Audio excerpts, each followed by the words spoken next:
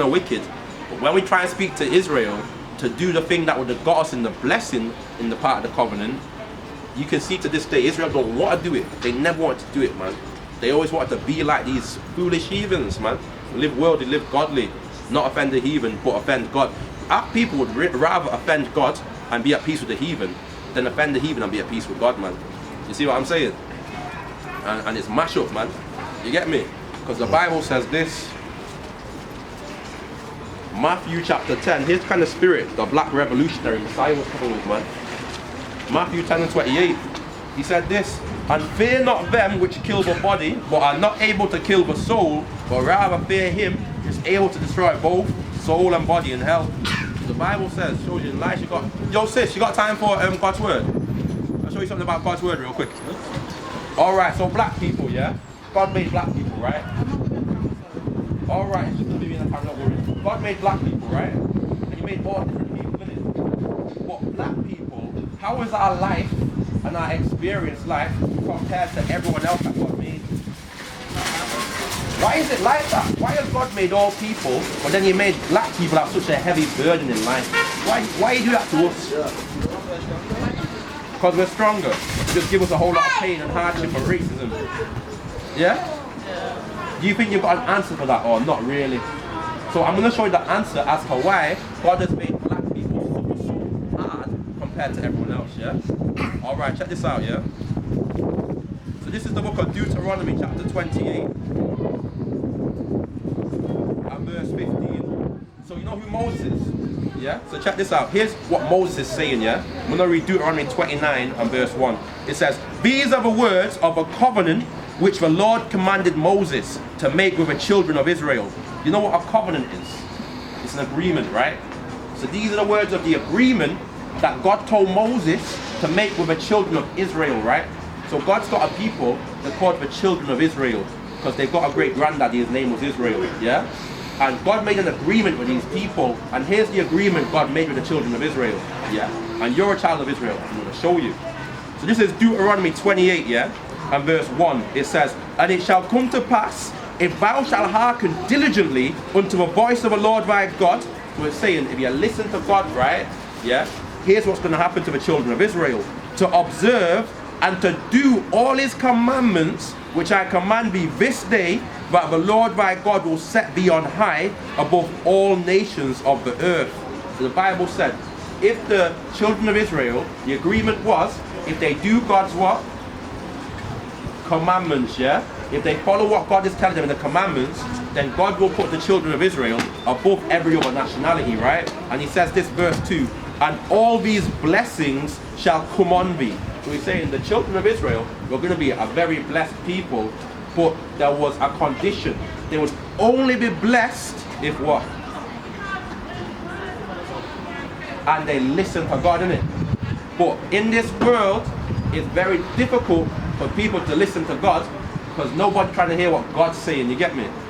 But God is saying if the children of Israel listen and do his commandments, they would have been blessed. However, here's the other side of the agreement, of the covenant, which has currently got our people living so much up compared to everyone else. So check this out. Verse 15 says this, but it shall come to pass if thou will... Yeah, man.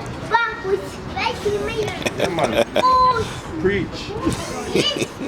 Alright, yeah, man. So, Deuteronomy 28 and 15. But it shall come to pass, if thou will not hearken, so now, if you don't listen, yeah, unto the voice of the Lord thy God, to observe, to do all his commandments and his statutes, which I command thee this day, that if the children of Israel choose not to listen, yeah, here's the consequence. That all these curses shall come upon thee and overtake thee. So God said, if the children of Israel chose not to keep the commandments, they was going to be cursed. Yeah? So now I'm going to show you some of the curses that God said would happen to the Israelites. And you got to think, which people in the world, out of the whites, Chinese, Indians, Arabs, blacks, which race of people are experiencing these curses? Yeah? So let's see who's going through these curses. Let's see if it rings a bell. Yeah, uh-oh, time to get into the curses. Listen to this one, young man, give you some wisdom. Alright. He's a little bit distracted right now. Deuteronomy 28, and we're going to read verse 46. And they shall be upon thee for a sign, and for a wonder, and upon thy seed forever. The Bible says the curses are going to be on the children of Israel as a sign, and even on their seed. So on the children, on the descendants of the children of Israel, these curses are going to still be on them if they continue to disobey God, isn't it? So you got to think, any people in the world that fit this is a sign that they're the Israelites. So let me prove that to you. Here's the curses.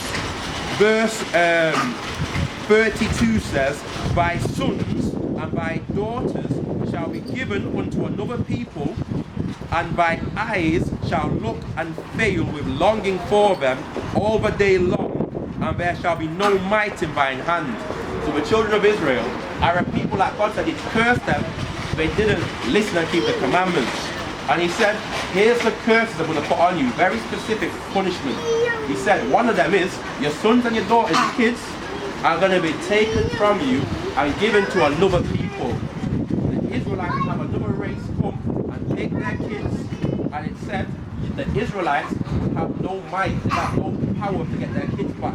Now historically, can you think of any race of people that fits that curse, that had another race come and take their pitney and put their pitney somewhere else, and they had no power to get their kids back?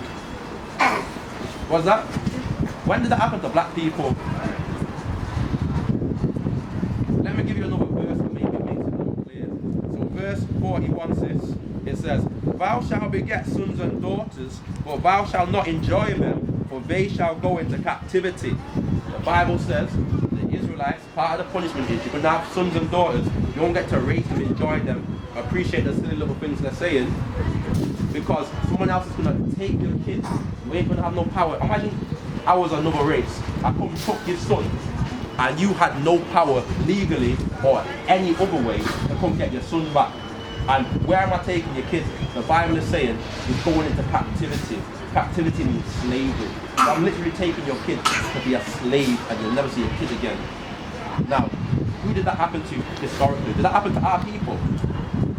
Did the white man come in, yeah, take us to America, yeah, and then make our babies get sold and to different plantations, we never see our kids again? We have no power to get our kids back. It's exactly what the Bible is prophesying happened to the Israelites. So that hardship that happened to us, the Most High says the reason He let that happen to us was why?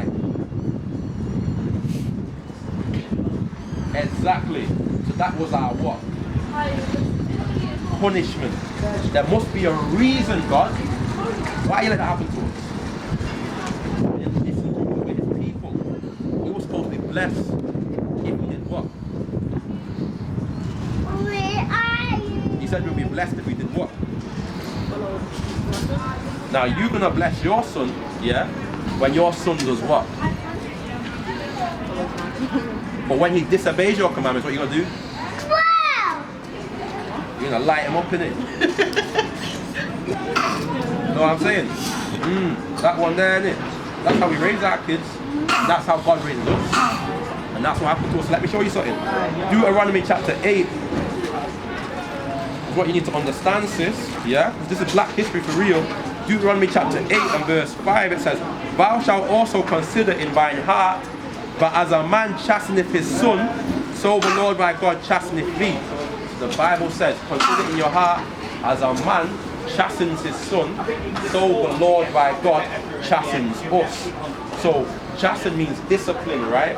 So the way that you discipline your son is the way that God disciplines us. Because what God says about us, the thing about us that is different to every other race is this. Exodus chapter 4 and verse 22, yeah? We're special, you know? Exodus chapter 4 and verse 22 says, and thou shalt say unto Pharaoh, thus saith the Lord, Israel is my son. Who did God say is his son? Israel. Even my firstborn. So God says that we are known as the children of Israel. Yeah, we're the children of God. He says that we are his son. Son just means child. Yeah? So because we're God's child, that means he takes responsibility for our actions. It means that he's the one that is raising us up in his law and commandments. And when he sees us disobeying his law and commandments, a good father, a good parent isn't just going to leave you without consequence. They're going to give you some consequence to make sure that you have incentive to do the right thing. And that's why God let our people get put in slavery, because we broke the commandments. So let me just show you a few more curses real quick, yeah? And I just need to show you something. So check this out, yeah? Verse 43 says, the stranger that is within thee shall get up above thee very high, and thou shalt come down very low. So one of the punishments is, the Bible said the stranger that is within you, that is around you, will what? Get above you very high, and you will come down very low. So do you know what the word stranger means? You get what stranger means in the context.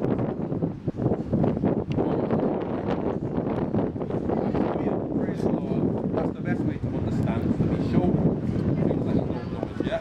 So this is 2 Chronicles chapter 6 and verse 32, right? So we're going to know what a stranger is, right? You're from Jamaica, right? Praise the Most High. But because you live here and you talk like this now, when you go out to Jamaica, what do they call you? It begins with an F. What do they call you? They not call you foreign. Yeah. Yeah, that's what they say. That's what they say. Foreign.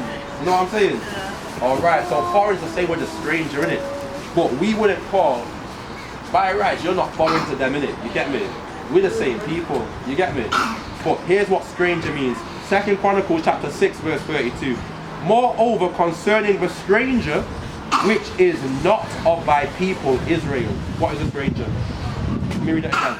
Moreover, concerning the stranger, which is not of thy people Israel.